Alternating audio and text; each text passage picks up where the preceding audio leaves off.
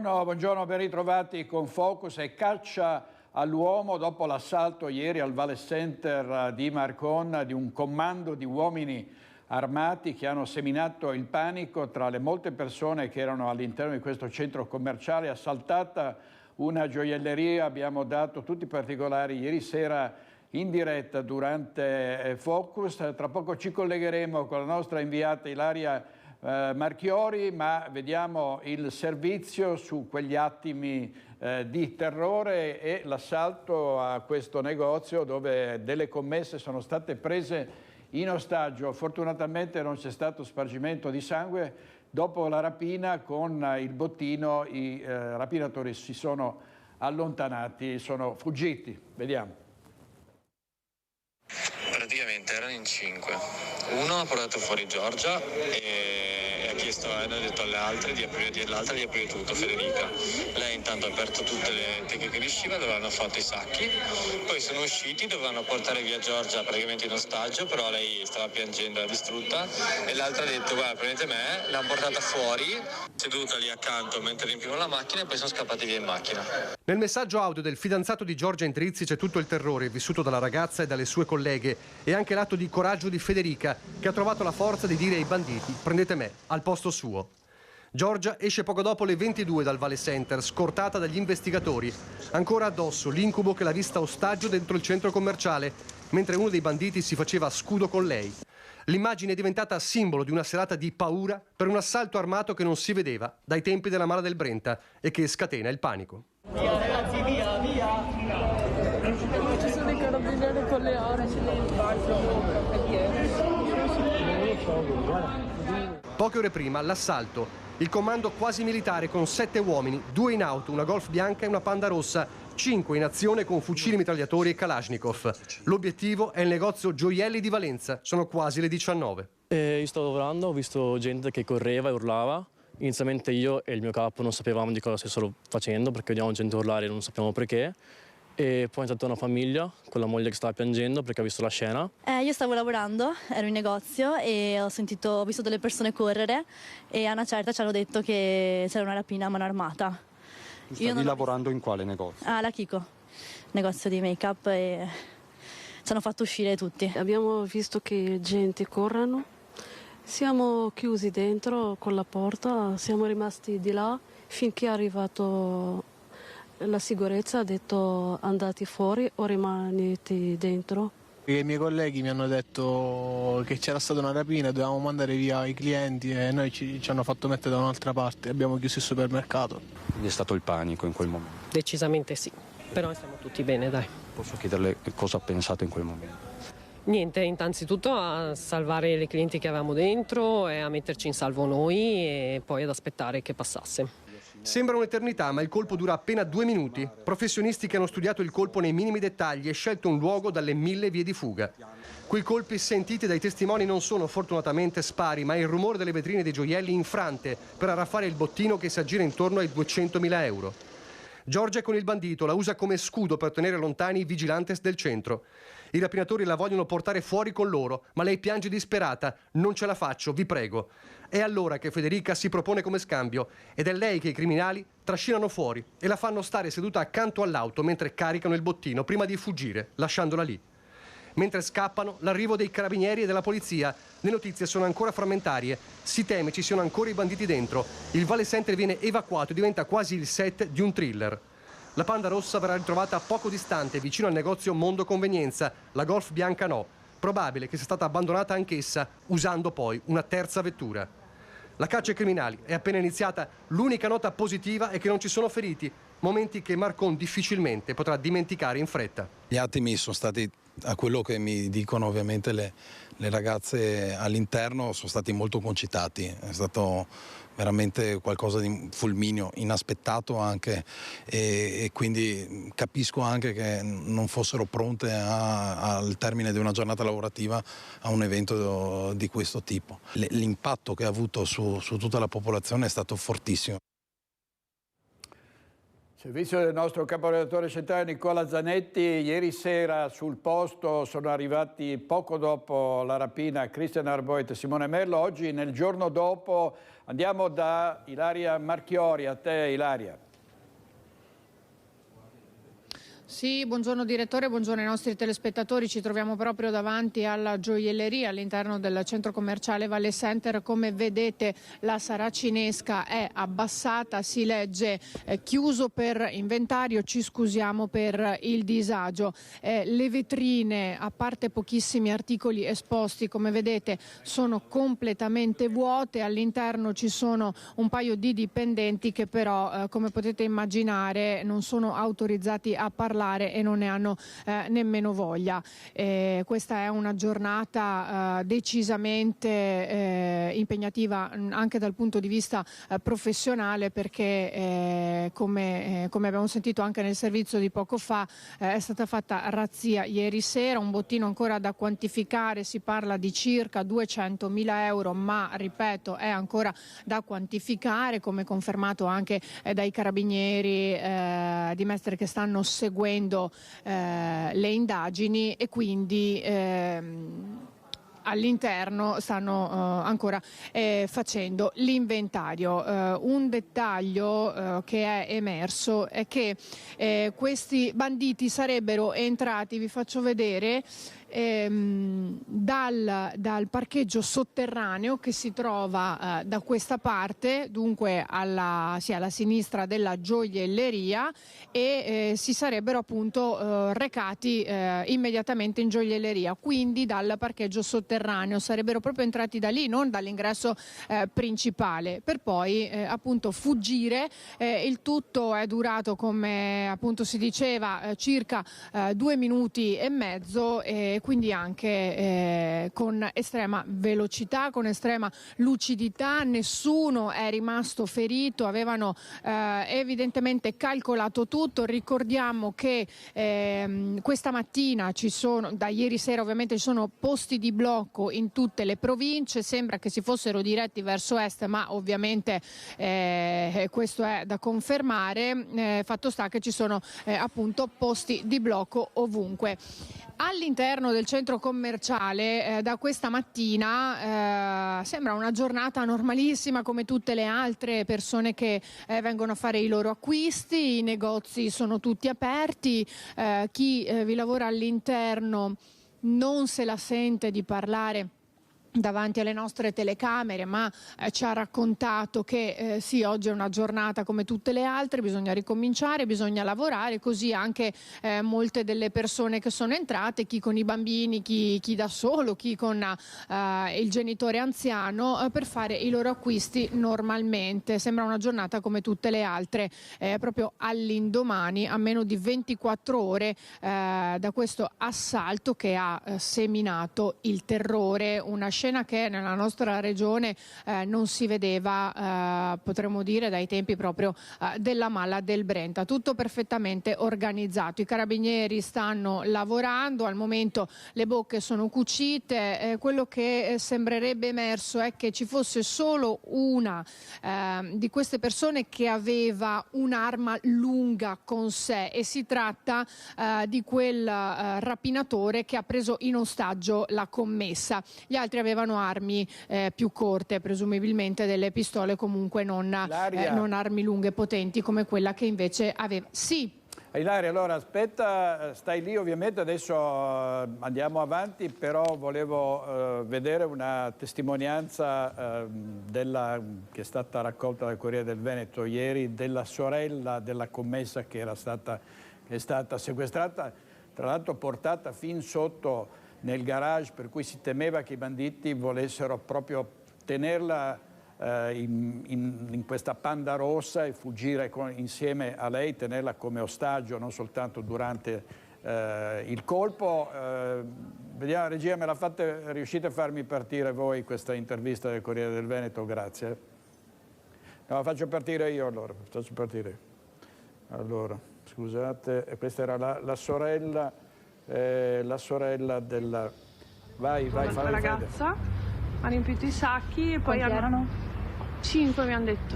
Poi Poi volevano andare alla macchina, mia sorella però si è messa a piangere, si è buttata per terra, hanno preso l'altra ragazza, sono usciti, c'era una Panda rossa e l'hanno messa seduta vicino alla macchina e hanno caricato la macchina e poi sono andati via.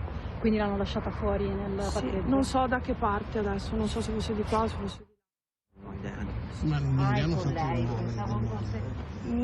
Queste sono le uniche informazioni che ho avuto da mia sorella. L'ho chiamata, era che stava piangendo e ho saputo queste cose da mio cognato che appunto è arrivato qua prima di noi, però non so altro. Era spaventata quando l'hai sentita?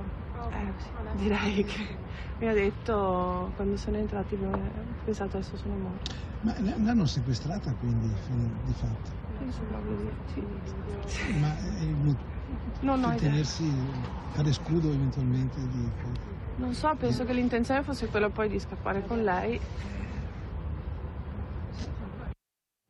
Allora, l'intenzione fosse quella di scappare con lei, poi all'ultimo momento l'hanno liberata. Ilaria, poi c'è stato il gesto davvero ammirevole di una collega che ha detto prendete me, no? Prendete me, ma i banditi ovviamente non le hanno dato retta. Sì, esatto, è stato veramente un gesto eroico quello fatto dalla collega. Quello che almeno è quello che dicono tutti qui all'interno del centro commerciale, fortunatamente nessuno è rimasto ferito. Evidentemente questi banditi avevano anche calcolato questo, non era loro intenzione spargere sangue. È importantissimo l'aiuto delle telecamere di videosorveglianza. Qualcuno questa mattina, così parlando, ci sono arrivate anche ovviamente delle telefonate, qualche segnalazione in redazione, puntate che puntavano, o meglio chiedevano come mai la macchina della sicurezza all'interno del centro commerciale non avesse funzionato. In realtà poi anche parlando qui con qualcuno della sicurezza che appunto non è autorizzata a rilasciare interviste di fronte alle nostre telecamere, nonostante abbiamo provato a chiederglielo, ci ha appunto detto che effettivamente questi criminali hanno agito davvero in pochissimi minuti. Sarebbe stato quasi impossibile, perché come vi dicevo sono entrati dal parcheggio sotterraneo che si trova qui alla mia sinistra, 20 secondi, proprio 20 secondi, quindi hanno raggiunto in velocità questa gioielleria, hanno agito, sapevano esattamente come fare e se ne sono andati con il loro ostaggio per poi lasciarlo lì fino all'ultimo, mentre hanno caricato l'auto, poi l'hanno lasciata lì. Perché sì. C'è stato il panico ovviamente tra coloro che erano in questo centro commerciale. Pensate, famiglie con i bambini che hanno visto arrivare i banditi coi passamontagna. Uno di loro, come ricordavi tu, aveva un Kalashnikov, quindi un'arma lunga ben visibile, è l'uomo che poi abbiamo visto nella foto con l'ostaggio. Ovviamente panico, e altri i colleghi delle ragazze della gioielleria che si sono barricati nei negozi. Sentiamo. Paura, più che altro paura anche di non sapere quello che succede. Vi hanno subito detto che era una rapina con una persona in ostaggio? Sì, diciamo che l'abbiamo capito. E quindi cosa avete fatto? Ci siamo chiusi tutti dentro. È la prima volta che vive questa esperienza? Io sì. Tanti anni di lavoro. Cosa è successo, signora? Perdonatemi. No, solo un secondo, capire cosa ha vissuto lei, insomma. Ho già detto paura. Paura. Ha sentito delle urla? No. Niente di tutto questo. Ma come si è accorta che stava succedendo qualcosa? Perché mi hanno avvisata i dipendenti di Rossetto e io semplicemente mi sono avviata e mi sono chiusa all'interno. Cosa le hanno detto esattamente? Che c'era solo una persona con una pistola. Però più di questo non so, perché poi sono rimasta all'interno tutto il tempo, quindi di quello che è successo fuori non lo so. Allora, questa è una delle negozianti che ovviamente si è barricata come molti altri suoi colleghi quando ha capito di cosa si trattava, cioè di una rapina a mano armata con un comando paramilitare che probabilmente non avrebbe avuto esitazioni, Ilaria, a fare fuoco nel caso qualcuno avesse opposto resistenza, no? Perché questi sono uomini, sono professionisti, questo piano era stato studiato nei minimi dettagli. Se ci fosse stata una guardia giurata, no, che avesse tentato una reazione, probabilmente avremmo oggi un bilancio molto grave. Sì, probabilmente sarebbe andata così, nel senso che il loro obiettivo era chiaro, era quello di fare razzia all'interno della gioielleria, così hanno fatto. Il loro piano sicuramente era un piano preciso e dettagliato, però se ci fosse stato diciamo un intoppo, chiamiamolo così, un intervento da parte di qualche guardia giurata o probabilmente anche di un qualche agente in borghese che magari si trovava qui per altre motivazioni, il bilancio oggi sarebbe anche stato diverso. Ora la speranza è che vengano ritrovati, si stanno setacciando proprio tutte le immagini delle telecamere di videosorveglianza che hanno ben ripreso la scena. Le telecamere sono molte, stiamo anche attendendo di capire se parlerà il direttore del centro commerciale, anche per parlare della macchina della sicurezza all'interno della struttura. Ovviamente all'indomani non è facile nemmeno capire che cosa poter dire, perché sono passate comunque meno di 24 ore, è successo tutto in velocità e quindi potete immaginare anche che giornata concitata sia questa anche per i vertici del centro commerciale. A breve dovrebbe arrivare qui anche il sindaco di Marcon, Matteo Romanello, che ieri sera, come abbiamo visto anche dalle interviste realizzate da Christian Arboit, che si è recato immediatamente sul posto, è intervenuto proprio poco dopo il sindaco, parlando ai nostri microfoni e dicendo appunto che si era svolto tutto in pochissimi secondi e che non si era mai vista una scena del genere qui a Marcon, ma neanche in altre zone del nostro territorio. C'è stato un fuggi generale, davvero momenti di panico, si sentivano anche dei bambini gridare perché non capivano, genitori terrorizzati, gli stessi dipendenti dei negozi, gli stessi che sono qui anche oggi, nonostante alcuni per una questione di turnistica invece proprio non ci siano, perché in alcuni esercizi commerciali qui all'interno del Valle Center ci sono altri dipendenti rispetto a quelli che c'erano appunto ieri sera. Quello che fa specie è che fosse proprio un orario in cui c'erano ancora molte persone all'interno del centro commerciale, quindi sì, anche se si andava verso l'orario di chiusura, comunque ce n'erano ancora parecchie. Vi voglio far rivedere la gioielleria qui all'indomani di questo colpo che è stato messo a segno.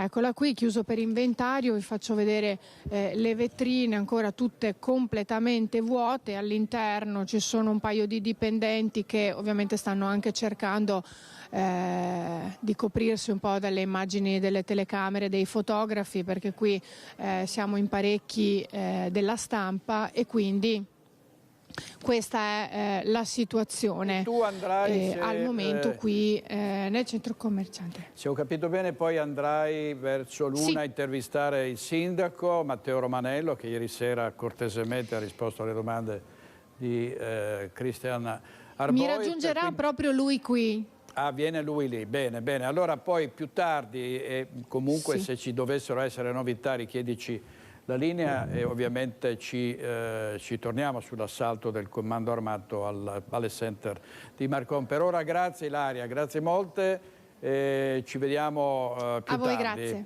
grazie. Grazie Ilaria Marchiori dal Valle Center di Marcon. Ieri sera in diretta anche a Focus è intervenuto il governatore Luca Zaia, che giustamente ha ricordato che c'erano stati colpi messi a segno dalla Mala del Brenta molti anni fa, però in effetti mai in un centro commerciale affollato come è successo ieri sera, negli ultimi anni, negli ultimi mesi, insomma non c'è ricordo di un'azione così eclatante. Vediamo, sentiamo cosa ha detto il Presidente.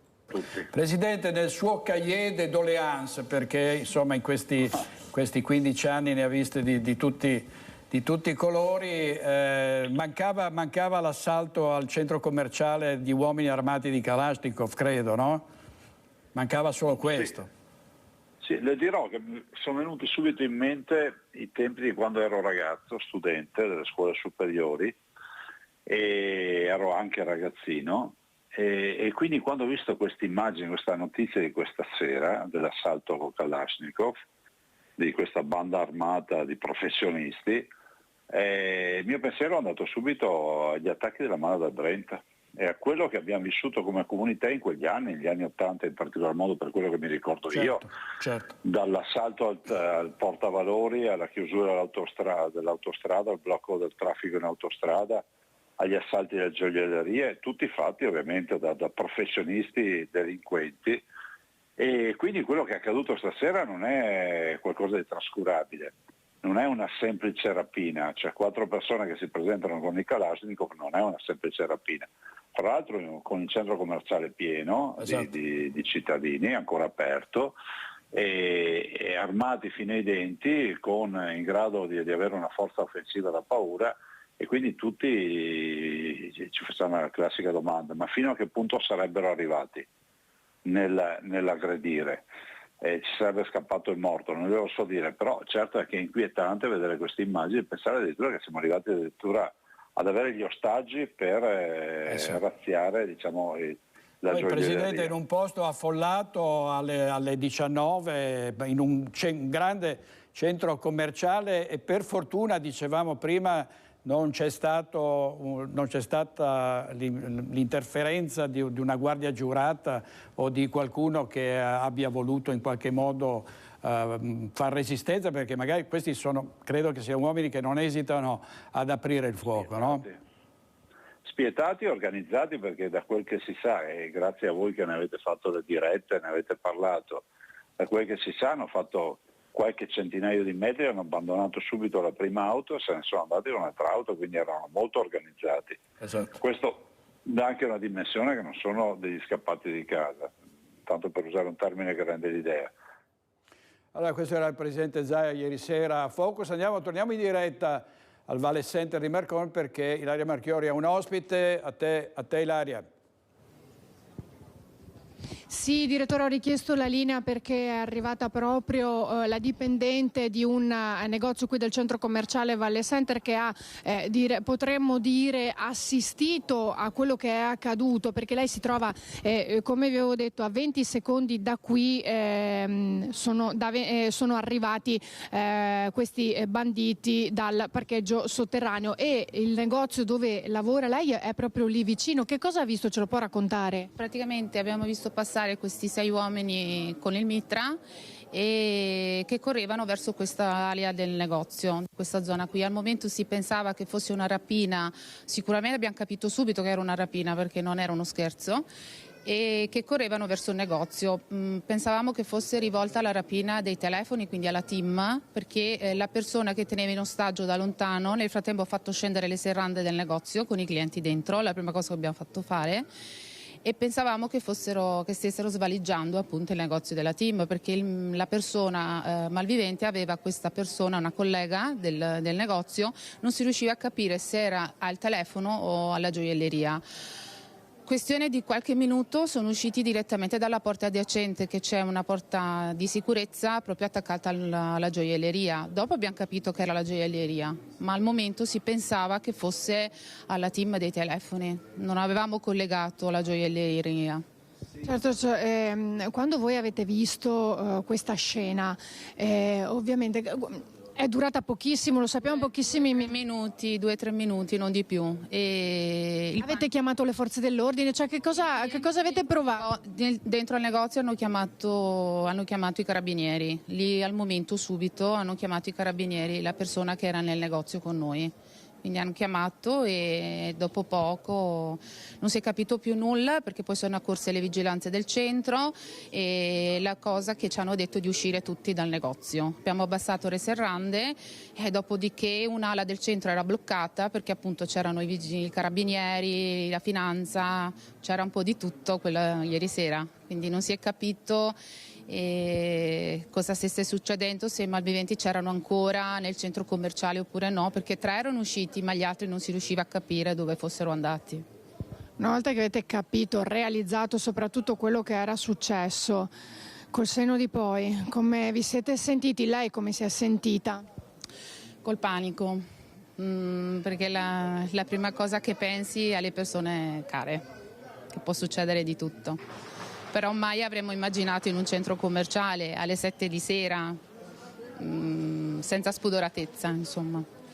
Lei l'impressione che ha avuto è che fossero delle persone molto ben organizzate, molto capaci, che sapevano quello che facevano? Sicuramente sì.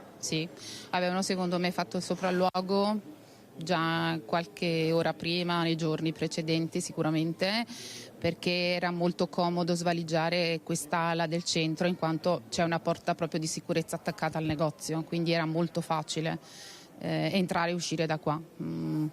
Ecco, perché si è parlato anche un po' della macchina della sicurezza interna al centro commerciale. Sarebbe stato possibile impedirlo in qualche modo o bloccarli in qualche modo, o sono stati talmente veloci e capaci da eludere qualsiasi possibilità di controllo, di intervento da parte delle forze di sicurezza interne? No. Non sarebbe stato prevedibile la cosa, è troppo successo velocemente, quindi non sarebbe stato possibile individuarli e fermarli al momento. No, questo lo posso asserire, era troppo veloce la cosa, no, assolutamente no. I tempi sono stati troppo ristretti, questione di minuti. Grazie proprio. Ilaria. Anche se comunque la sicurezza gira spesso nel centro, più volte al giorno, ma hanno ben studiato. La ringrazio molto. Ecco, direttore, come avete sentito, sarebbe stato anche difficile intervenire proprio a livello di guardie giurate di sicurezza all'interno del centro commerciale, vista la velocità con cui questi criminali hanno agito. Restituisco la linea. Grazie molte, grazie Ilaria, poi richiedicela se avrai altre testimonianze e altri ospiti. Intanto andiamo in diretta, sempre sul versante del crimine, con Sharon Di Carlo a Vicenza, perché c'è allarme tra gli esercenti e i negozianti dopo l'aumento dei reati e delle rapine messe a segno anche contro dei negozi. Sentiamo in diretta Sharon Di Carlo, a te. Sì, buongiorno direttore, buongiorno a tutti i telespettatori. Dopo l'ondata di microcriminalità in centro storico, la paura arriva anche qui in Via Lanza. Sono in compagnia di 2 esercenti del quartiere con Matteo Borboni, buongiorno. Buongiorno. E Angelo Miccoli, buongiorno. Dunque, c'è paura perché dopo l'inizio di una nuova attività, più o meno da un anno, che cosa sta succedendo qui? Purtroppo stiamo vivendo una situazione direi drammatica, perché questa nuova attività ha creato microcriminalità, spaccio, assembramenti di persone che bloccano la possibilità ai nostri clienti di arrivare da noi. Questa è una situazione, dopo 15 anni che ho il locale, che non ho mai visto, ed è veramente bruttissimo e demoralizzante lavorare in questo modo. Infatti lei diceva sono qui da 15 anni ma non è mai successo quello che sta succedendo nell'ultimo anno. Nel pratico che cosa succede? Che cosa vedete? Ma vediamo situazioni di spaccio, come ho detto, vediamo gente urinare ovunque, e appunto risse, spesso capitano risse, e appunto questi assembramenti di persone ubriache, spesso drogate, che si drogano anche alla luce del sole senza nessun problema, che creano un malessere, nel senso una sensazione di mancanza di sicurezza che non è corretto nel 2024 vivere. Lei ha detto che quest'estate ha anche dovuto chiudere il suo locale, come mai? Sì, purtroppo in 1 o 2 situazioni ho dovuto chiudere e tenere dentro i miei clienti, perché la situazione che si era creata all'esterno del locale era improponibile. C'erano persone ubriache, alterate, e avevamo paura che queste entrassero, che chiedessero da bere. È capitato che entrassero da bere senza voler pagare, e questa cosa è inaccettabile. Ritengo sia inaccettabile. Ok, Angelo, vengo anche da lei. Lei ha una pizzeria qua da 4 anni, titolare di una pizzeria. Che cosa sta succedendo? Che cosa vede davanti al suo locale?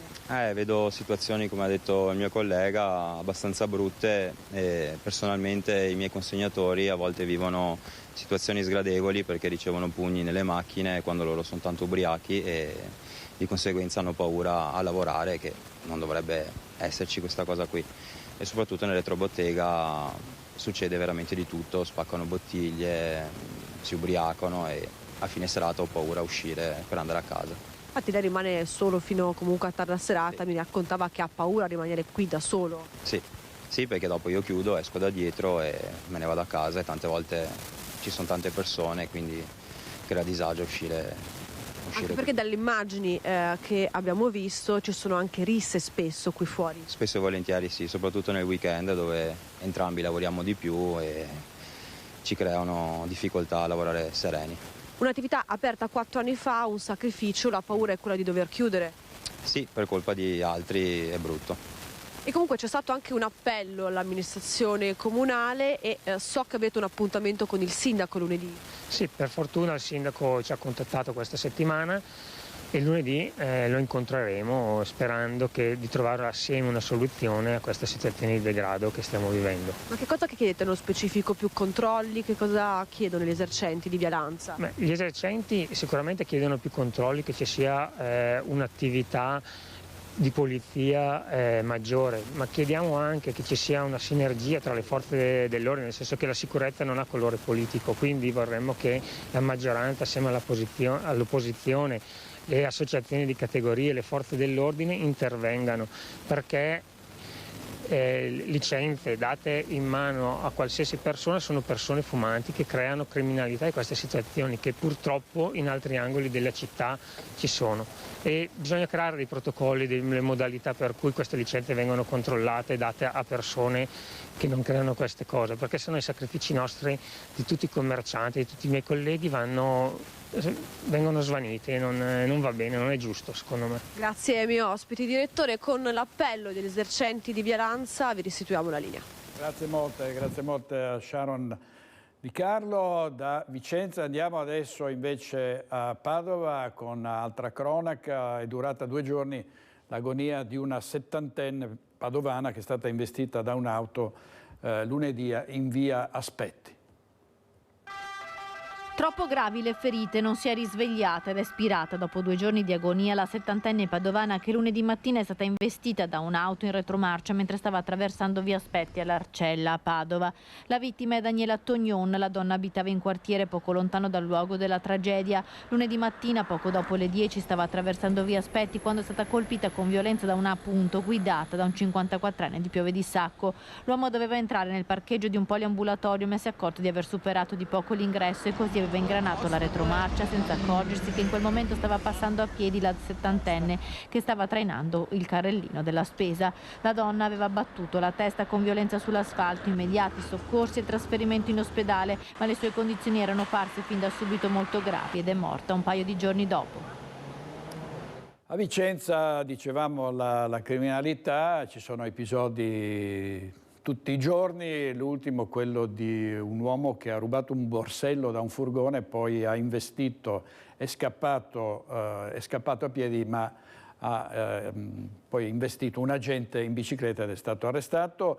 Vediamo, poi il servizio parla anche della lotta allo spaccio di droga. Lo avevano notato mentre in bicicletta in Viale Verona era intento a prelevare un oggetto da un furgone parcheggiato sul ciglio della strada. L'uomo, 30enne nigeriano, richiedente asilo e con precedenti per ricettazione, si era poi allontanato velocemente mentre l'autista del furgone urlava e sbracciava verso di lui per tentare di fermarlo.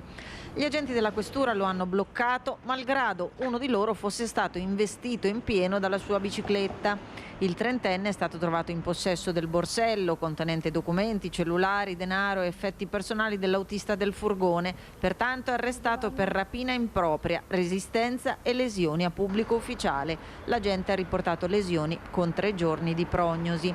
Ma durante i controlli notturni gli agenti, monitorando il sospetto andirivieni da un'abitazione in passato già segnalata come luogo di ritrovo di persone dedite allo spaccio di stupefacenti, hanno identificato e denunciato un 27enne tunisino regolare in Italia e la compagna italiana per spaccio di sostanze stupefacenti e possesso di materiale atto al confezionamento. Andiamo a Riese Pio X, dove c'è stato un gravissimo incidente ieri, cioè un uomo è stato schiacciato da un muletto in un'azienda florovivaistica. Sentiamo. Se venissi andati a domandare aiuto qua a mio figlio e mio fratello, se venissi qua e la tira su con grua dove. Io adesso non ho visto dato, ma io sprang e io qua che ha sprang e cosa ho fatto? Come ho fatto che c'era un momento che sprang? Era mio figlio che sa operare la grua, che sa la grua, che sa il momento in pratica con grua. Era sotto. La testimonianza dei primi soccorritori all'interno dell'azienda florovivaistica Baggio di via Accadimiani a Valla di Riese, dove si è compiuto il tragico destino di Adriano Gallo, 72 anni, di Borgorico. I titolari Alessio e Mara, a distanza di ore, guardano ancora sconvolti la scena che si è parata davanti questa mattina intorno alle 11, quando Gallo, titolare di un'azienda che commercializza concimi e fertilizzanti, aveva finito di scaricare alcuni sacchi di torba. Il mojito dovrebbe essere cascato insieme al camion. Sai che è già finito a scaricare tutta la roba, è già finito a scaricare la roba. E il mojito, chissà cosa, come perché l'ho messo mai a mettere, è cascato a sto uomo, il padrone del mojito, e schicciando. I padroni là di fuori che sentono un rumore, perché guardando da là, non vede niente, e si è spostato per guardare e ha visto sto mojito e sto uomo sotto, che ha chiamato Buanza, Carabinieri, sta roba. E va in cerca di cose come perché. Inutile ogni soccorso, Gallo è morto sul colpo. Sul posto, oltre ai vigili del fuoco e i carabinieri di Riese, il personale dello Spisal per i rilievi. La dinamica non è stata ancora del tutto accertata, ma sembrerebbe che Adriano Gallo, dopo aver rimesso con questa gru il muletto sul camion, si sia spostato al centro del cassone per chiudere la sponda, non accorgendosi che il piccolo mezzo pesante stava scivolando e lo stava travolgendo.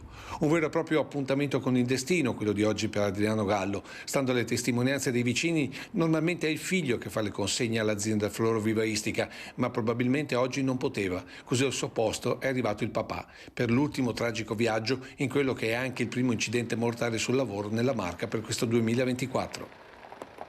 Servizio di Lucio Zanato. Intanto non si fermano le indagini sulla morte di Stefano Moletta, il 56enne investito e ucciso da un carrello elevatore in un'azienda di macellazione avicola di Ponte San Nicolò nel settembre scorso.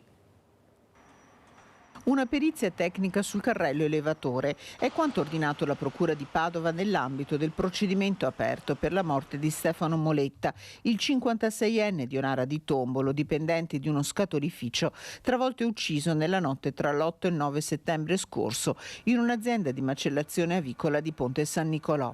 Moletta, come è stato accertato dalle indagini, era solo al momento dell'incidente quando il muletto gli è piombato addosso. La perizia tecnica dovrà stabilire se il freno del carrello elevatore era stato inserito o se avesse dei problemi di funzionamento, ma anche se il mezzo era dotato di tutti i sistemi di sicurezza. La morte di Moletta è avvenuta per schiacciamento toracico. Come atto dovuto nel registro degli indagati è iscritto il titolare dell'azienda di Ponte San Nicolò. E ovviamente i sindacati rinnovano l'appello perché nelle aziende ci sia una maggiore sicurezza e maggiori controlli. Riparte anche il 2024 con un bollettino grave, nel senso che continuano a esserci morti sul posti di lavoro, continua a essere una priorità, continua a essere un grosso problema della provincia di Treviso e poi anche della regione Veneto, ma mi viene a dire di tutta Italia. Il 2023 si era chiuso con 17 decessi nei luoghi di lavoro in provincia di Treviso, tanto da far guadagnare alla Marca un triste terzo posto in Veneto. Ma la storia si ripete e a segnare la prima croce sul lavoro del 2024 è un ambito funestato non di rado dagli infortuni. L'agricoltura è, assieme all'edilizia, uno dei settori nel quale si verificano sempre sempre questi casi, insomma, nel senso che sono settori in cui bisogna prestare tantissima attenzione, uno per i mezzi che vengono utilizzati in questi settori nelle attività lavorative e due anche perché necessita veramente formazione agli addetti, alle lavoratrici e ai lavoratori. I mezzi che vengono utilizzati sono veramente pericolosi e se uno non è adeguatamente formato per l'utilizzo rischiano di succedere queste cose. Morti sul lavoro, emergenza nazionale, commenta il segretario generale della CISL di Belluno e Treviso Maurizio Paglini di fronte all'incidente costato la vita al 72enne di Borgoricco Adriano Gallo. C'è bisogno di far crescere a ogni livello nelle imprese la cultura della responsabilità e della sicurezza, soprattutto perché più si avanza con l'età maggiormente si è esposti a rischi oggettivi. L'appello noi lo facciamo a tutte le istituzioni, quindi a fare dei controlli sempre più importanti. Nel 2023 ci sono state tante emergenze. Ecco, noi crediamo che l'emergenza per il 2024 sia la sicurezza sui posti di lavoro e chiediamo a tutte le istituzioni di tirarsi sulle maniche, incontrarsi e soprattutto iniziare veramente a trovare delle soluzioni. Passiamo all'omicidio di Paderno del Grappa. Continuano le indagini dei carabinieri per risalire al nome del killer che ha ucciso a coltellate in un bosco Bledar Degia albanese, mentre spuntano 2 cellulari della vittima. Nell'auto di Bledar Dedia i carabinieri hanno trovato 2 cellulari, entrambi appartenevano alla vittima. Con uno chiamava la famiglia e gli amici, con l'altro invece gestiva quella che si ipotizza potesse essere la sua seconda vita. Ed è proprio su questo secondo apparecchio che si concentrano le indagini dei carabinieri. Forse proprio da questo cellulare potrebbero emergere importanti novità. Bledar Dedia, quella terribile pomeriggio, dopo essere uscito dal lavoro, ha contattato qualcuno. Sono in corso gli accertamenti sui 2 cellulari dell'uomo trovati all'interno della macchina, chiusa a chiave. Altro particolare che gli investigatori dovranno ricostruire, chiave che non è mai stata trovata. Forse a prenderà proprio il killer che poi è fuggito facendo perdere le tracce. Intanto si attendono gli accertamenti eseguiti dai carabinieri del RIS di Parma che hanno passato al setaccio la macchina di Dedia, all'interno e all'esterno alla ricerca di un'impronta o di una traccia biologica, così come sono stati analizzati gli indumenti della vittima. Il 39enne è stato accoltellato oltre 20 volte dal suo assassino, colpito in ogni parte del corpo, anche alla testa e al collo. Una rabbia cieca che non gli ha lasciato scampo. I carabinieri stanno analizzando ogni aspetto, scavando nella vita del 39enne le sue frequentazioni, le sue conoscenze, i suoi amici. Un giallo che ha sconvolto la comunità di Paderno del Grappa. Il bosco dove è stato trovato il corpo di Dedia era una meta per le coppiette, ora è il luogo di un atroce delitto. Servizio di Daniela Sizia e torniamo a Bassano del Grappa dove il centro si sta spopolando, ci sono serrande abbassate, preoccupazione dei bassanesi che vedono desertificare il centro. Andiamo da Monica Smiderle.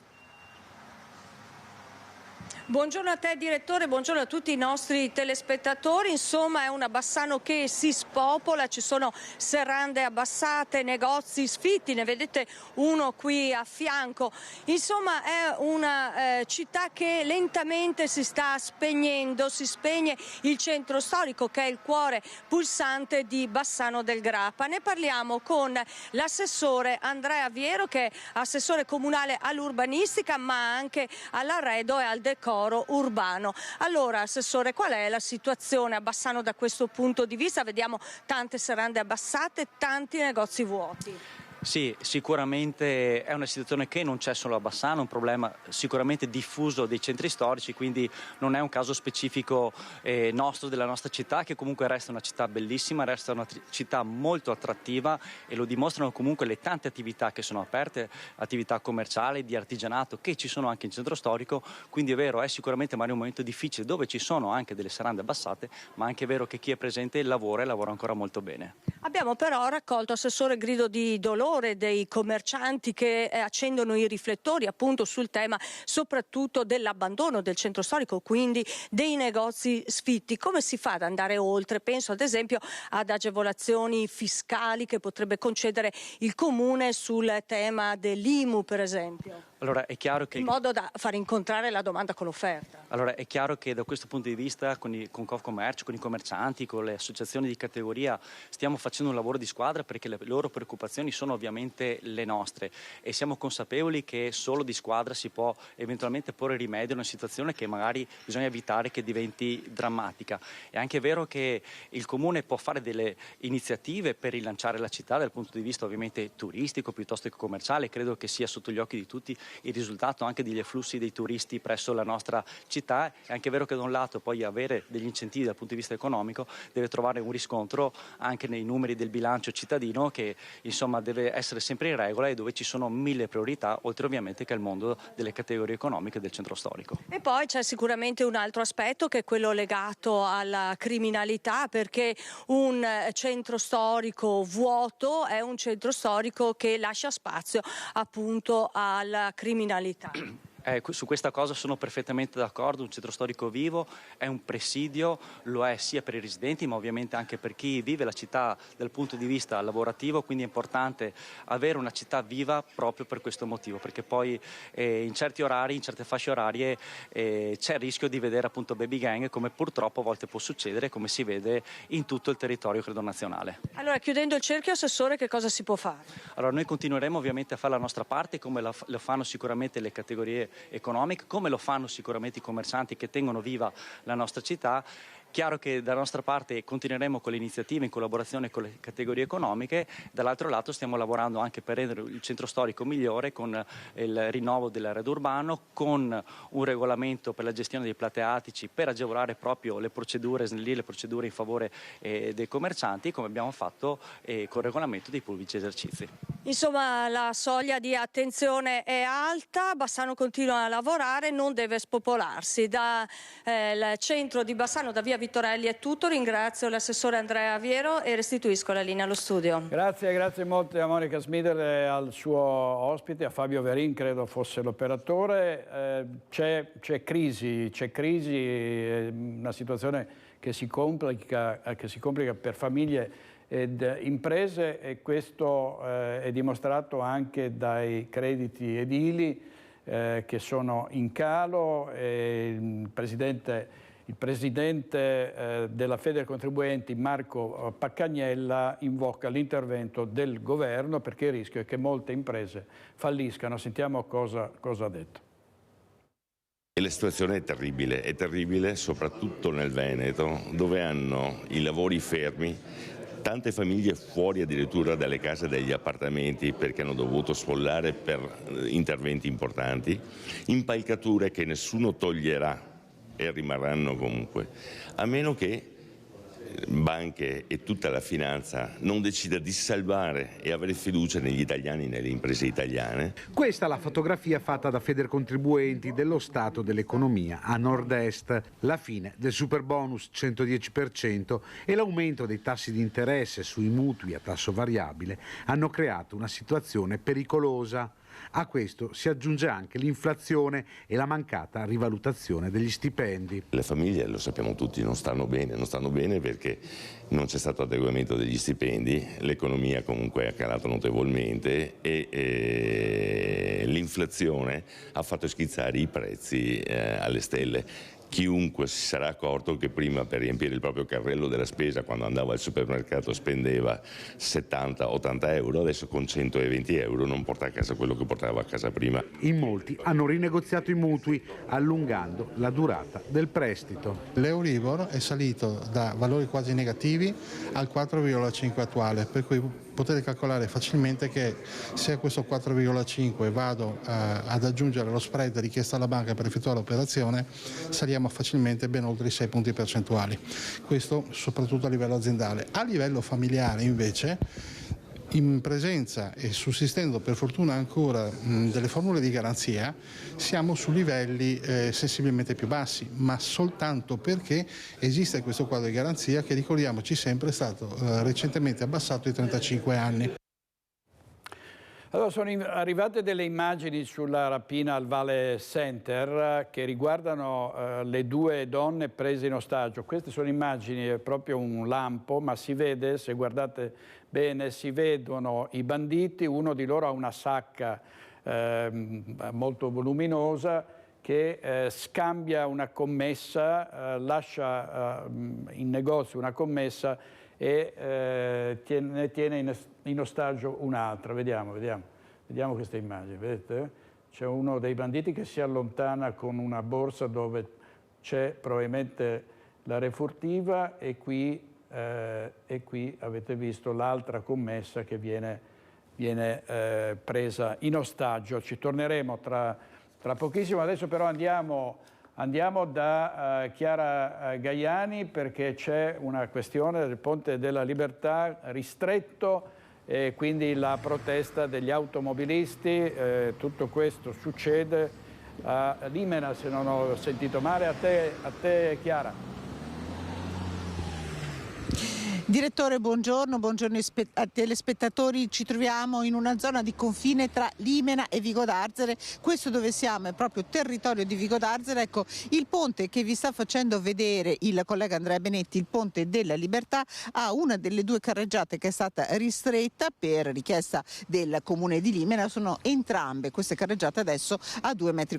Questo per motivi di sicurezza. È da molto tempo che esistono questi blocchi perché sul ponte, che è un ponte della provincia che è stato però declassato, non possono passare i mezzi oltre le 3,5 tonnellate. Che cosa è accaduto e che cosa ha fatto infuriare gli automobilisti che hanno scritto anche la nostra redazione? Sono stati posizionati i dossi che vedete, sono circa 8-9 centimetri, che stanno creando notevolissimi disagi. Ovviamente è una questione di sicurezza, ma anche hanno aumentato di molto le code, soprattutto in arrivo da Vigo d'Arzere, che la mattina pensate raggiungono anche 4 chilometri all'incirca. Ecco, con noi il sindaco di Vigo d'Arzere, Adolfo Zordan. Anche lei è stato sommerso dalle proteste degli automobilisti residenti. Tenete conto che questo è un ponte dove passano circa 5.000 autoveicoli al giorno. Sì, diciamo non solo da Vigo d'Arzere, anche da Limena. Insomma, avete parlato con il sindaco di Limena, Stefano Tonazzo, credo che vi abbia espresso le stesse perplessità che abbiamo noi.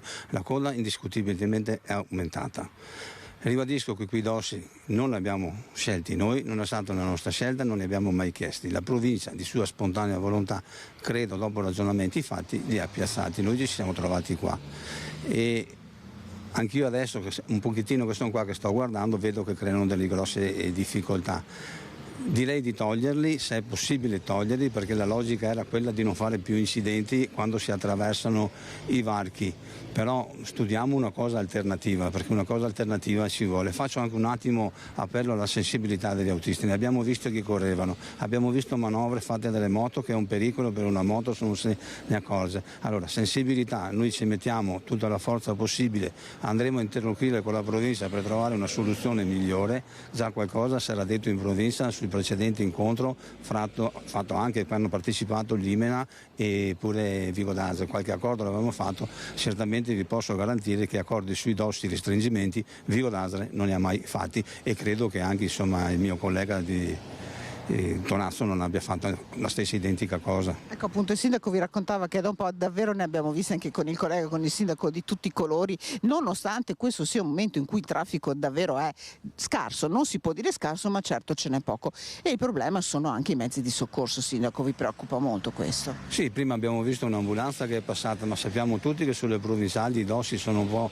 se non c'è un caso straordinario ci sono le condizioni che bisogna fare e non vanno montati i dossi, perché i mezzi di soccorso devono avere strada libera, si chiamano mezzi di soccorso. Un'ambulanza non mi può rallentare a 5 km o 10 km all'ora, e purtroppo qua succede, e speriamo, insomma, succedeva anche prima, perché diciamo che i limiti ci sono sempre stati, non è una novità che i limiti adesso sono diminuiti, non è vero, perché c'erano 50, 30 e 10 all'ora sul ponte. Sono là da anni e ci sono stati, solo che prima con il varco, come diceva, era un po' più largo, le persone che transitavano avevano preso una certa confidenza e passavano molto velocemente. Questo ha causato, lo sappiamo benissimo, capotamenti, ribaltamenti, 2 incidenti appena montati, quei cosi là, come possiamo chiamarli, quei svarchi, quei blocchi. Quei blocchi. Sì, non volevo dare una definizione precisa perché... Ecco. Sindaco, allora, il sindaco di Limena ha già scritto alla provincia, vi vedrete su questo, una vicenda che noi continueremo a seguire. Davvero grazie ad Adolfo Zordan, sindaco di Vigo d'Arzere, grazie al collega Andrea Benetti, e da Padova restituisco la linea allo studio. Grazie molto a Chiara Gaiani e Andrea Benetti. Andiamo avanti a Bassano del Grappa con un seguito della vicenda Baxi, durissime le critiche delle opposizioni alla sindaca Pavan. Le opposizioni chiedono alla sindaca di chiedere scusa alla città. Vi ricordate il post su Facebook in cui i consiglieri comunali che avevano votato no per la proposta Baxi Pengo a San Lazzaro vennero definiti infami? Ecco, quello fu solo uno dei frutti di una semina che vide la città spaccarsi di fronte alla contrapposizione lavoro-ambiente. Una situazione che l'amministrazione comunale non ha saputo gestire al punto da spaccarsi e restare spaccata da allora fino ad adesso, fino a quando la soluzione al problema Baxi è arrivata con l'apertura di una nuova linea produttiva nei capannoni dell'ex ABB di Marostica. Tutelato il lavoro, difeso l'ambiente e valorizzato un capannone già esistente. Ma allora perché la sindaca Elena Pavan non ha aperto prima al dialogo e al confronto con il territorio? Eppure è stata proprio lei che al San Bassiano ha rivendicato il ruolo di un'amministrazione, la sua, capofila nella Pedemontana. Ma si sa, un conto sono le parole e un altro i fatti. L'amministrazione doveva fare un mea culpa e chiedere scusa a quei consiglieri che in quel famoso 27 luglio si sono permessi di votare in maniera difforme da quanto imposto. Alla fine abbiamo visto che una soluzione c'era, una soluzione se si voleva la si trovava. E a proposito, su San Lazzaro Fachin riprende una proposta, anche questa lasciata lì senza seguito da una politica che forse non ha ancora smesso di considerare la zona di San Lazzaro una terra infelice. San Lazzaro può ripartire cercando di far sì che quella zona venga dichiarata parco, perché lì c'è un'area molto vasta, è l'ultima area di Bassano a sud, l'ultima area di campagna, per cui bisognerebbe cercare di far sì che quell'area fosse destinata a parco pubblico. Torniamo al Valle Center di Marcon perché Ilaria Marchiori è in compagnia del sindaco di Marcon, Romanello. A te Ilaria. Sì, eccoci qui nuovamente, direttore. Come vi avevo detto è arrivato il sindaco Romanello. Allora sindaco, all'indomani di questa giornata, innanzitutto lei ha qualche novità in più? Purtroppo non ho grandi novità, se non dire che tiriamo un sospiro di sollievo perché dopo i momenti concitati di ieri sera, in un momento di confusione in cui era difficile anche reperire informazioni, oggi con più calma riusciamo a fare un'analisi di quello che è successo e lascio comunque, come è ovvio che sia, alle forze dell'ordine continuare le loro indagini.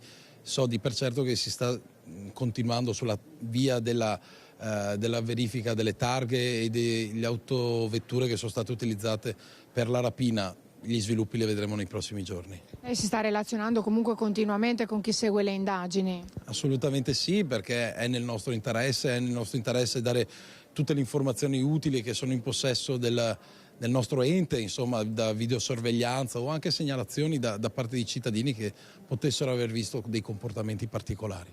Lei è riuscito a parlare anche con qualcuno della gioielleria, il direttore, una delle commesse, con qualcuno è riuscito a sentirsi? Ieri sera, a seguito di quelle che sono state gli interrogatori a caldo, ho avuto modo di parlare con Giorgia in primis e ho visto ovviamente una ragazza provata da quello che è stato un avvenimento assolutamente straordinario.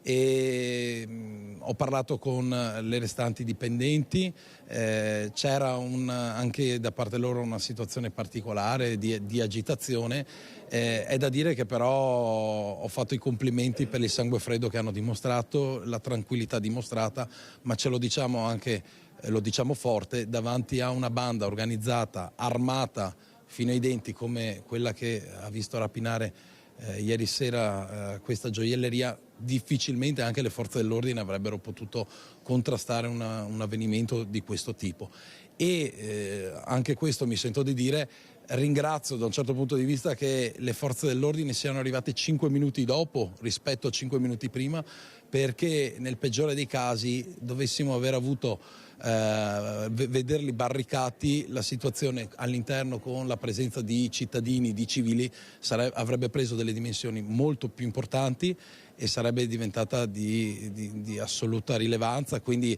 da un certo punto di vista sono felice che si sia conclusa con le ragazze che stanno bene, con nessun civile ferito e che siano scappati.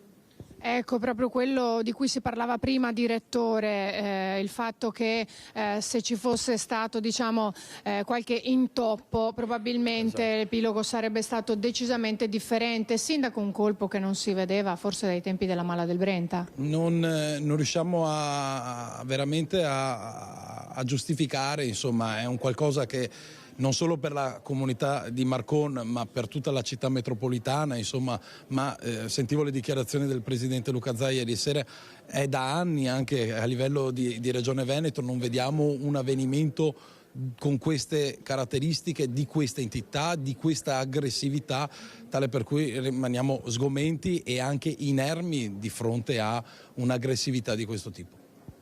Ecco, avete sentito le dichiarazioni del sindaco. Direttore, ci sono qualche domande da parte tua per il sindaco Romanello? No, grazie Ilaria, lo ringraziamo perché va bene, ringrazio il sindaco. Ieri sera, mentre eravamo in diretta, si è subito reso disponibile. Grazie molte, grazie.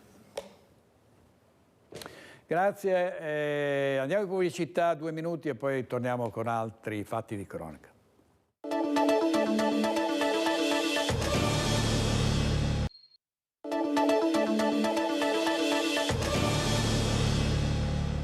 Riprendiamo con la politica a Bassano del Grappa in vista delle amministrative, scontri, schermaglie come sempre in campagna elettorale tra maggioranza e opposizione. Sentiamo le ultime da Ferdinando Garavello dopo la scelta di quello che è stato il vice sindaco di Bassano del Grappa ai tempi di Riccardo Poletto, Roberto Campagnolo, candidato sindaco alle prossime elezioni.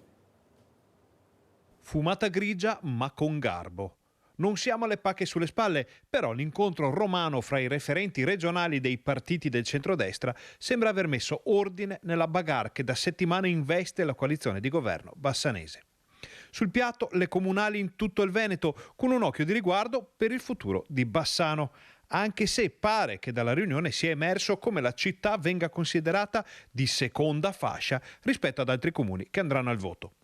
Resta da chiarire cosa si intenda per seconda fascia, ma vista l'attenzione di Lega e Fratelli d'Italia per le imminenti elezioni in salsa bassanese, non sembra proprio che il piatto sia così povero.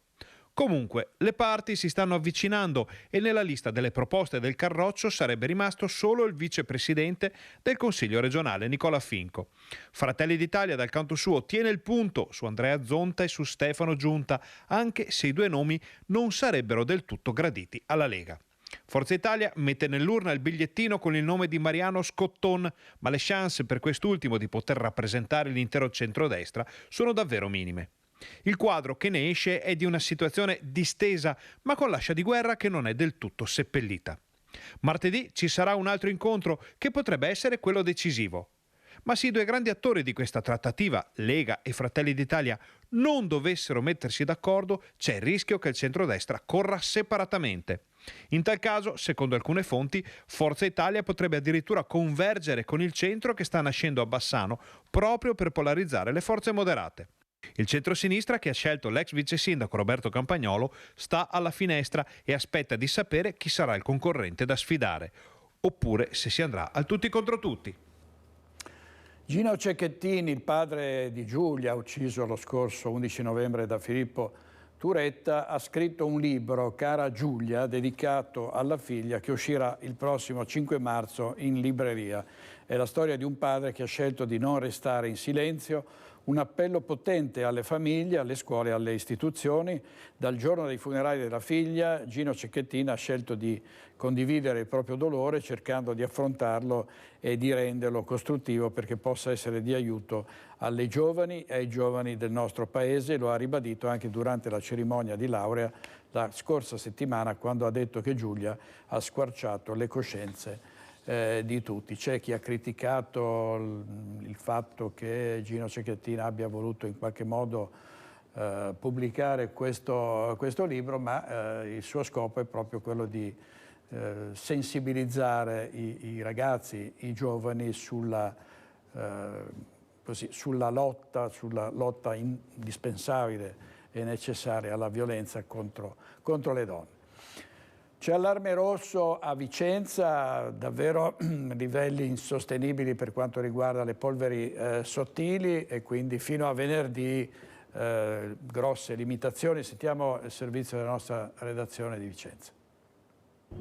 La conca dello smog. La pianura padana è l'epicentro delle polveri sottili, uno dei luoghi più critici in Europa per le caratteristiche morfologiche, per l'alta densità abitativa e produttiva. E i sindaci lanciano l'allarme. Dobbiamo ragionare con tutti i comuni, spero che sono all'interno del bacino padano, perché il problema non è Treviso, Padova o Vicenza, è il bacino padano che ha una conformazione geografica che facilita l'accumularsi di questo inquinamento. Quindi noi dobbiamo combattere in base alle caratteristiche del nostro territorio. Condividiamo in toto l'allarme lanciato dal presidente dell'Anci Veneto Mario Conte, sindaco di Treviso. La situazione in pianura padana per la qualità dell'aria è veramente allarmante.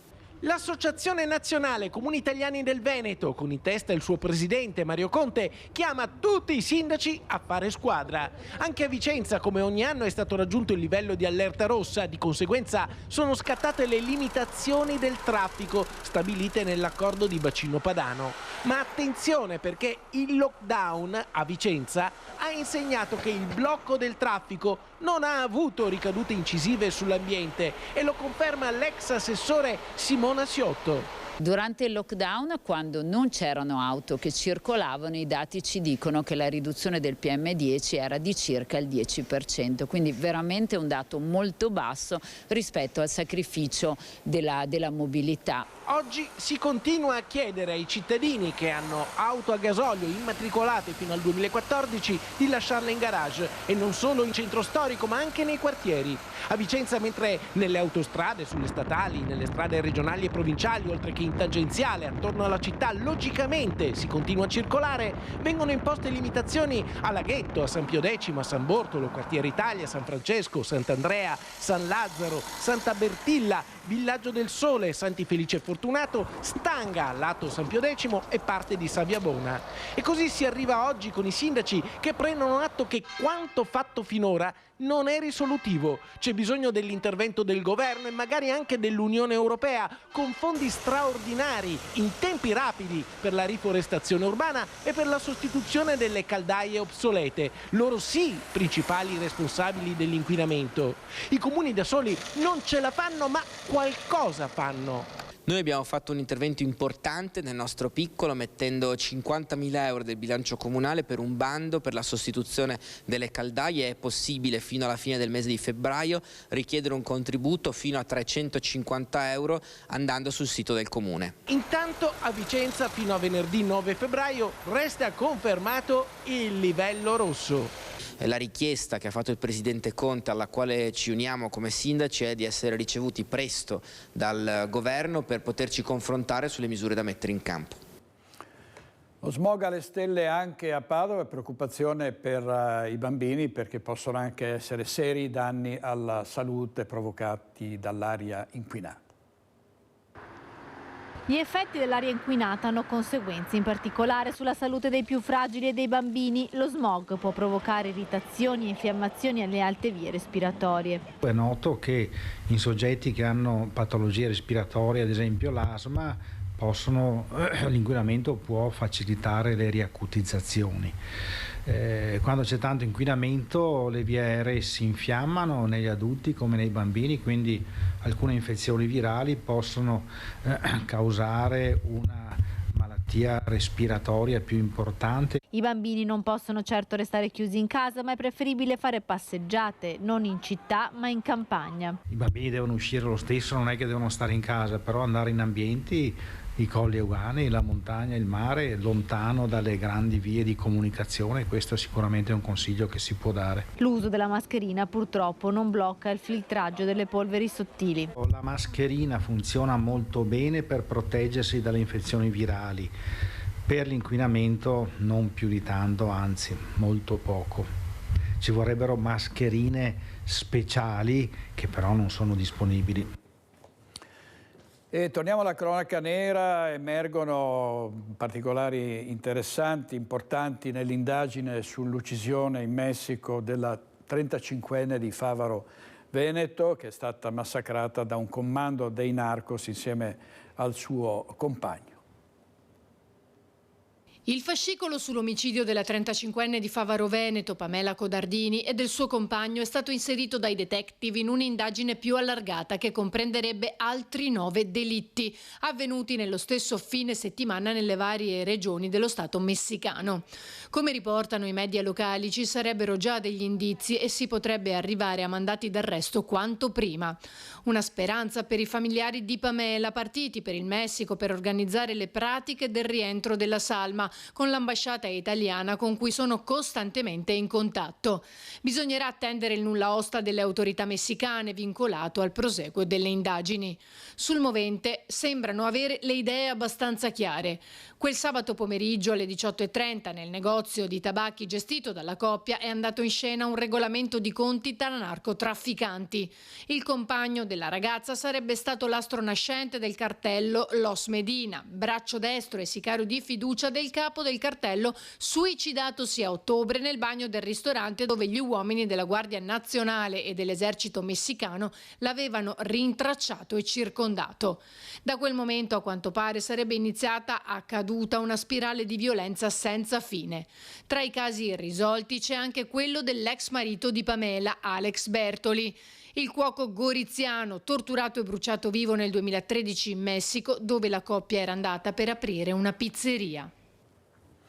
Le continue aggressioni ai danni di autisti e controllori dei mezzi di trasporto MOMMA a Treviso sono entrate in servizio da ieri pomeriggio le guardie giurate. Sentiamo Cristian Arboi. Presidente Coladon ha preso il via questo servizio di vigilanza privata. In che cosa consiste? Consiste nella vigilanza del territorio di alcune autostazioni che sono difficili, ma anche delle linee. Abbiamo preso una società privata che ci aiuterà ovviamente nelle problematiche della sicurezza, ci aiuterà anche a bordo dei mezzi, non solo nelle autostazioni. Le autostazioni sono ovviamente un luogo di pericolo, di difficoltà, però anche le linee sono di difficoltà da gestire da parte dei verificatori e saranno in supporto ai verificatori. Questa società mette anche dei verificatori ma anche dei vigilantes e noi riteniamo che con questa nostra decisione si arrivi verso una sicurezza che possa garantire sia all'utenza che al nostro personale una garanzia per poter usufruire del trasporto pubblico. Ecco, perché questa è anche una questione di sicurezza sui luoghi di lavoro. Lei in questo momento sta tutelando i suoi autisti, i suoi controllori, il suo personale, perché dice non passa giorno senza che non ci sia un'aggressione. Sicuramente sì, sono loro in prima linea e quindi devono ovviamente affrontare tutte le situazioni anche di difficoltà durante la giornata. È giusto dare un segnale che noi ci siamo, l'azienda c'è, metterà in campo tutto quello che può per garantire la sicurezza del personale ma anche ovviamente dell'utenza. Quali sono le linee più calde? Le linee più calde sono la linea 104 che è quella che collega Treviso a Portogruaro e anche la linea che va da Conegliano a Pieve di Soligo. Queste sono due linee che sono monitorate in questo momento, che sono sotto controllo. Stiamo migliorando anche nel discorso della sicurezza e questo è dovuto anche a degli interventi sia delle forze dell'ordine sia delle amministrazioni locali che ci danno una mano, ma anche ovviamente dei vigilantes che noi abbiamo messo a garanzia del nostro personale. Il ruolo dei sindaci è fondamentale in questa fase. Il ruolo dei sindaci è fondamentale, ovviamente quello che ci stanno dando in questo momento è un aiuto grandissimo, quindi sia il sindaco di Treviso ma anche il sindaco di Castelfranco, di Montebelluna, di Oderzo, di Pieve di Soligo, di Conegliano, sono tutti in prima linea a supporto della nostra iniziativa e ci aiutano moltissimo anche con la polizia locale. L'intervento della polizia locale è costante e immediato, di questo devo ringraziare tutti. Andrea Bassio e Alberto Pivetta in regia per questa edizione di Focus TG. Ancora sugli autisti aggrediti, l'impiego delle guardie giurate, sentiamo Daniela Sizzia. Ci troviamo al comando provinciale dei Carabinieri di Treviso, mi trovo in compagnia del tenente colonnello Marco Turrini, comandante del reparto operativo. Buongiorno colonnello. Buongiorno a lei, telespettatori. Torniamo a parlare del fenomeno che ormai insomma, di cui stiamo parlando in questi giorni, che è quello delle risse fra giovanissimi nelle stazioni delle corriere di vari comuni, soprattutto quelli più grossi, l'abbiamo visto nei giorni scorsi, e anche delle aggressioni ai danni proprio dei controllori e degli autisti degli autobus. Ieri il presidente MOM ha ufficializzato l'arrivo delle guardie giurate che sono già entrate in azione ieri sera proprio per controllare le zone più calde, ma saranno intensificati i controlli anche da parte dei carabinieri. Sì, questa attività di prevenzione rappresenta per il Comando Provinciale dei Carabinieri di Treviso sicuramente una priorità. Sono controlli finalizzati proprio a garantire l'ordinato svolgimento di quelle che sono le attività in questi luoghi, appunto le stazioni dell'autocorriere, le stazioni dei treni, i luoghi di aggregazione, che appunto per consentire agli utenti di questi servizi di poterlo fare in maniera assolutamente tranquilla. Ecco, comandante, l'abbiamo visto anche nei giorni scorsi, un fenomeno che un po' preoccupa e che è cresciuto negli ultimi tempi, queste risse ma anche queste aggressioni da parte proprio di giovanissimi, anche di minorenni. Sì, la nostra attenzione è massima verso i giovani. Ripeto, per noi è molto importante l'attività di prevenzione unita a quella di repressione, ed è un'attività che svolgiamo, come detto, in questi luoghi, individuando quelle che possono essere magari anche le linee più delicate, ma anche accostandoci insomma a quelli che sono i luoghi normalmente devoluti a quella che è l'attività di questi ragazzi, quindi le scuole, dove anche qui abbiamo intensificato la nostra presenza, abbiamo intensificato il dialogo con genitori, con i ragazzi, con gli insegnanti. Credo che si debba partire da lì. Ecco, la nota positiva è che insomma, nei fatti avvenuti a Castelfranco Veneto, lo ricordiamo, dove dei minori si sono davvero presi a calci e pugni e sono stati identificati dai carabinieri, c'è stata insomma proprio la solidarietà anche degli altri studenti che sono venuti da voi e vi hanno fatto vedere i video, proprio perché insomma queste risse non vanno bene nemmeno ai giovanissimi. Abbiamo osservato, abbiamo constatato sicuramente la presenza di grande senso civico da parte di tanti ragazzi, alcuni erano appunto presenti a questi eventi, ma anche dei genitori di questi ragazzi. Ecco, sono segnali importanti, si va nella giusta direzione. Ripeto, l'attività di prevenzione è fondamentale proprio per evitare che questi episodi avvengano e diciamo nel momento in cui accadono, ecco, la risposta fortunatamente da parte dei carabinieri è stata altrettanto pronta, altrettanto tempestiva, e anche questi sono segnali importanti perché rispetto ad atti di bullismo si possono sullo sfondo generare veramente dei reati di una certa gravità. Gli atti persecutori, le lesioni, le minacce sono reati che commessi da minori possono poi incidere sulla vita di questi ragazzi che sembra banale dirlo, ma insomma rappresentano il futuro della nostra società. Ecco, comandante, come ultima domanda, per chi pensasse che i carabinieri si trovano solo all'esterno degli autobus, non è escluso invece che li possano anche trovare all'interno dei bus? Ma con la società di trasporto, come ha detto lei all'inizio, è in atto una collaborazione molto stretta, quindi sicuramente cercheremo tutte quelle che sono le modalità migliori, ripeto, perché questi tipi di servizi possono essere assicurati in maniera corretta, perché tutti possano fruire fruirne in maniera corretta, in maniera ordinata. Quindi ci saremo, come ci siamo in tante manifestazioni, voglio dire, della nostra collettività, la vicinanza alle comunità, anche in questo, insomma, anche in questo frangente, voglio dire, cerchiamo di assicurarla. Insomma, le autostazioni, ma non solo, anche le stazioni ferroviarie saranno davvero sorvegliate speciali. Grazie Daniela Sezzia, il comandante dei Carabinieri Turrini. Ancora un breve stacco pubblicitario.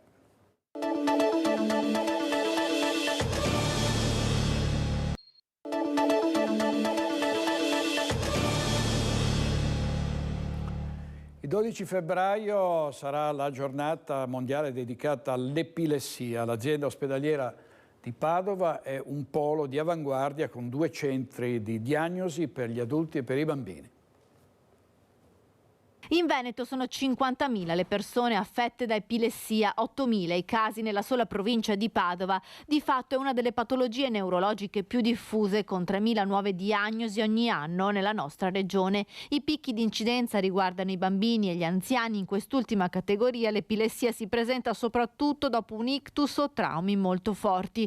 Il 12 febbraio è la giornata internazionale dedicata all'epilessia, definita dagli esperti come un cortocircuito nel cervello che può provocare crisi convulsive o problemi cognitivi di memoria o attenzione, una malattia che si può curare con terapie farmacologiche o in alcuni casi intervenendo chirurgicamente. Durante una crisi epilettica importanti sono i primi istanti per prestare i soccorsi. Ecco cosa si deve evitare e come si deve agire, ci lo spiegano gli esperti dell'azienda ospedaliera di Padova. C'è un po' questa tradizione di mettere il cucchiaino oppure di mettere, non so, un pezzo di legno nella bocca di una persona che sta avendo una crisi epilettica. Questa è una terribile idea. I pazienti raramente non respirano, tutti i pazienti respirano durante la crisi, quindi i pazienti vanno messi di lato, girati su un fianco, a volte possono anche vomitare ed è importante metterli sul fianco perché non soffochino, fare spazio intorno a loro, se trovate qualcuno per strada fare spazio, farli respirare bene, chiamare il 118. L'epilessia riguarda anche pazienti pediatrici, circa 1.000, quelli seguiti in azienda ospedaliera, con quasi 300 nuove diagnosi ogni anno a Padova. Da diversi anni qua in Clinica Pediatrica Padova è disponibile una Long Term Monitoring Room, che è una stanza all'interno della quale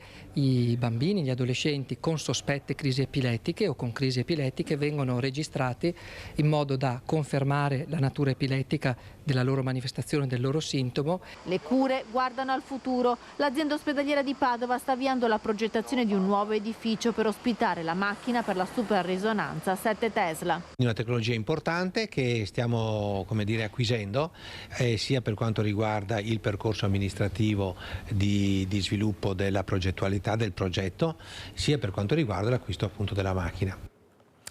A Tezze sul Brenta sono intervenuti gli alpini per risistemare il parco dell'Amicizia che era stato vandalizzato. Un gesto odioso da condannare. Le staccionate di Velte, immondizia abbandonata un po' ovunque, persino una gallina morta lasciata sulla griglia di uno dei barbecue. Era stato trovato così il Parco dell'Amicizia a Tezze sul Brenta, preso di mira dai vandali.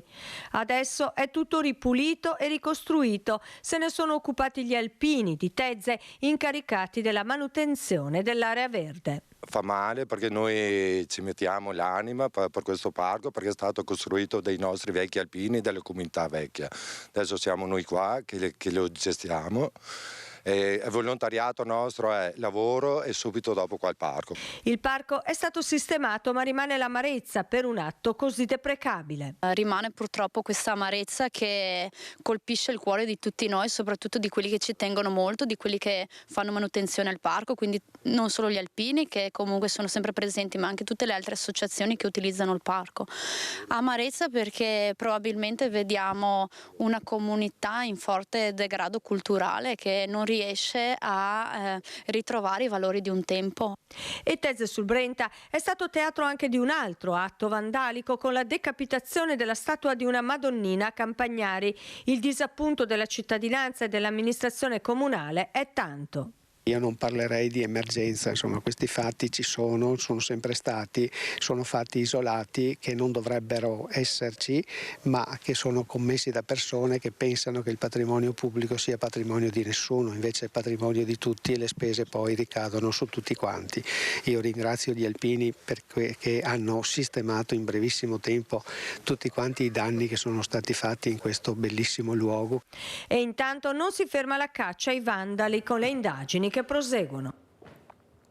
Abbiamo avuto qui a Focus una sera di qualche giorno fa Don Dante Carraro, che è il direttore del QAM Medici per l'Africa. Siamo rimasti impressionati da quanto hanno fatto i volontari in tutti questi anni in Africa, e oggi esce un libro proprio perché le gesta, le imprese di questi uomini e di queste donne siano un esempio per i giovani. Vediamo. Una serata nella sede della provincia di Padova con Don Dante, direttore del QAM, per parlare delle storie di 30 giovani medici che hanno prestato il loro servizio in Africa, un esempio di impegno per tutta la nazione che sembra sempre più sfiduciata. L'Italia non è solo questo, è anche un mondo fatto di questi giovani, trentenni, 30-35 anni, che partono e decidono di partire e andare e di vivere un'esperienza di solidarietà con i più poveri, con coraggio, con generosità, con la voglia di mettersi in gioco. Ecco, io credo che sia un segnale in controcorrente rispetto al nostro paese, un segnale che vuole dare fiducia, che vuole dare coraggio, che vuole dare la speranza che è possibile costruire un mondo diverso. 30 vite che si mettono in gioco, raccontate in un libro. Storie di impegno quotidiano e di lavoro sul campo, grazie al QAM e a tutti i progetti che sostiene negli 8 paesi in Africa in cui lavora. Il QAM, che nasce proprio a Padova nel 1950, da sempre si impegna a garantire la salute di tutti. Con orgoglio Don Dante è padovano e il QAM, che è conosciuto in tutto il mondo, affonda le sue radici a Padova. E poi perché parlare di Africa toccando da vicino le esperienze di tanti giovani che in Africa hanno vissuto, che hanno portato le loro professionalità, le loro caratteristiche, le loro qualità, è bello perché l'Africa non è poi così tanto lontana, ma vista da un punto di vista diverso può essere vicina, molto vicina a noi. Il Carnevale vicentino con 7 carri illuminati che hanno percorso Viale Roma, accompagnati da centinaia di figuranti e majorette.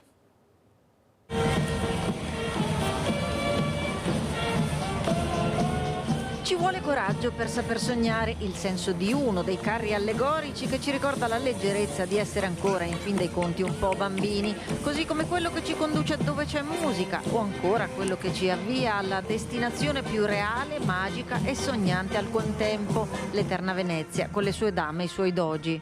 Questi sono carri fatti in cartapesta, noi li acquistiamo, poi li sistemiamo, ci mettiamo la carta, la colla, il colore e li rendiamo luminosi per poter sfilare in tutte le città del Veneto. Questo qua è dedicato al DJ Gigi D'Agostino, di cui abbiamo il DJ sopra. Okay. Qua abbiamo praticamente una ballerina cantante e abbiamo praticamente 6 musicisti che suonano. Tutto questo nel Carnevale vicentino che ha aperto le danze con la sfilata dei 7 carri allegorici. Sfilata in Viale Roma ed emozioni che già dalla mattina durante l'allestimento dei carri in Viale Dalmazia hanno rapito bimbi e curiosi. Presentiamo il carro intitolato Luci e Ombre, che va a trattare il tema lato oscuro e la luce delle persone. Ogni persona ha un lato, diciamo, un po' nascosto dentro di sé, però alla fine vince sempre l'energia positiva e la luce trionfa. Li costruiamo partendo dai meccanismi, dei movimenti, poi facciamo la struttura in ferro e poi viene ricoperto di cartapesta e colorato. Protagonisti dell'evento gli originali carri carnevaleschi illuminati alti dai 10 ai 15 metri, accompagnati dalla banda Vivaldi di Venezia, dalle majorette di Caltrano, dalla musica e da oltre 200 figuranti. C'è un po' la volontà di trasformare ogni evento in un grande evento, è anche la finalità del mio assessorato, e quindi tenere alta la qualità di tutti gli eventi. I carri, ovviamente i grandi carri allegorici, tengono alto il livello qualitativo del carnevale. Siamo obbligati di fatto a transitare su Viale Roma perché questi carri sono alti fino a 15 metri, larghi oltre 12 metri, quindi non potrebbero transitare lungo le vie del centro. Ma gioia e fantasia del carnevale hanno anche fatto luce sulle ombre di quel lato oscuro fatto da volti pesanti e arrabbiati, e voilà una fata che illumina e via la tristezza con i fiori che fanno un vortice di luce infinita.